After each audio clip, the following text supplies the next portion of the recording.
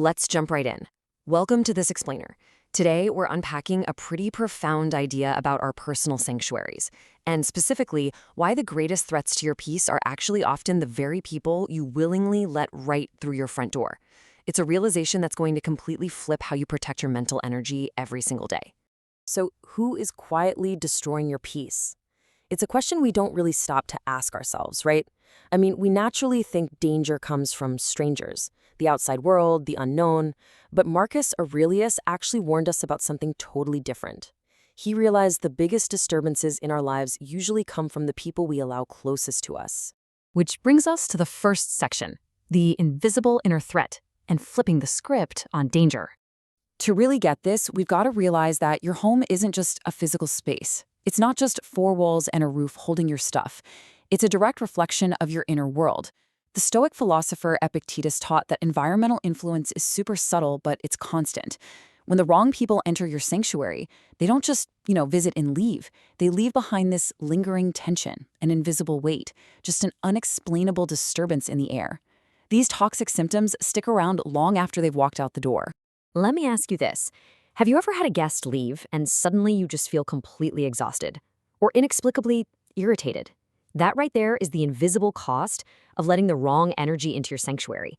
It basically means you have to become an absolute gatekeeper to your personal space. So who exactly are we keeping out? Let's look at type 1, the gossip, and the insidious nature of shared secrets. The first person you've absolutely got to keep out is the gossip. You know the type. They constantly judge others' lives and carry stories around like weapons. And look, at first, it might feel like a harmless connection over the latest drama, but it's actually just pure negativity. Because think about it, if they speak badly about everyone else to you, they are eventually going to speak badly about you to everyone else. Seneca hit the nail on the head when he warned, "We become like those we spend time with." Allowing a gossip into your home means you're literally allowing their toxicity to quietly spread and destroy the trust in your sacred space. Inviting a gossip into your living room is honestly like inviting a termite into a wooden house and just hoping it only eats the furniture you don't like. It's a harsh reality check, but that termite is eventually going to eat the floorboards right out from under you. Now for the second personality to avoid. Type 2, the disrespectful and the slow erosion of boundaries. This is the boundary crosser, the person who ignores your limits, interrupts your peace, and just dismisses your opinions. And the thing is, boundaries aren't broken all at once. They're eroded slowly. It starts small with passive-aggressive comments. Then it turns into dismissive behavior, followed by a steady erosion of your limits, until finally, there's just a complete loss of respect. It completely undermines your peace and your dignity. Epictetus gave us a great rule of engagement for this. We must firmly define what we allow and what we reject. You have to remember that every single time you tolerate disrespect, you are actively teaching others how to treat you. I mean, really, when did being a good host become synonymous with being a doormat? Think about the last time you let someone cross a line just because you wanted to be polite. A disrespectful person isn't actually a guest. They are a silent force actively weakening your inner world. Which brings us to the third and final category, type 3, the problematic, and the exhaustion of chronic drama. The third person to banish is the problematic individual.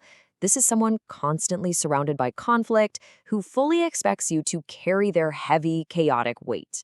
Now, at first, you probably feel empathy, right? You want to help them out. But over time, you realize a hard truth.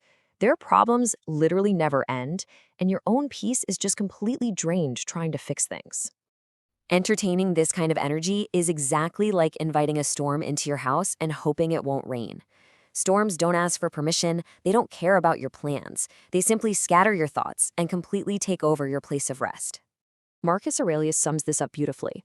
We cannot control the chaos of others, but we entirely control how much of it we allow into our lives. We absolutely have to manage our exposure to other people's chaos if we want to maintain our mental resilience. So, how do we put this all into practice?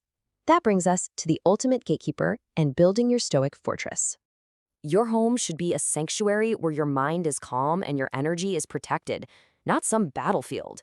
To make that happen, you've got to become fiercely intentional about who is allowed inside.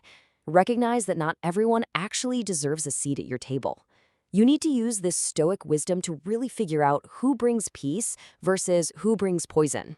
So I want to leave you with this final thought. Which of these three types of people have you already encountered in your life? As you work to protect your space and your energy moving forward, reflect on that. And hey, make sure to subscribe to our Explainer series to keep strengthening your mind every single day. Catch you in the next one.